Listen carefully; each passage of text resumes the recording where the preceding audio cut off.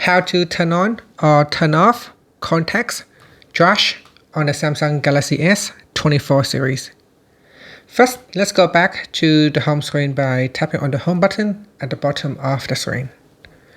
From the home screen, swipe up to go into the app screen.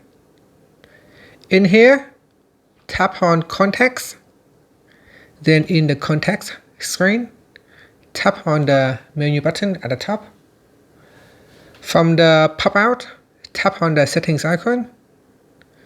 Next, tap on trash, tap on the toggle button to switch it off. Or you can tap on it to switch it on. Now it says here, keep deleted contacts for 30 days. And that's it. After that, you can tap on the back key or tap on the home button to go back to the home screen. Thank you for watching this video. Please like and subscribe to my channel for more videos.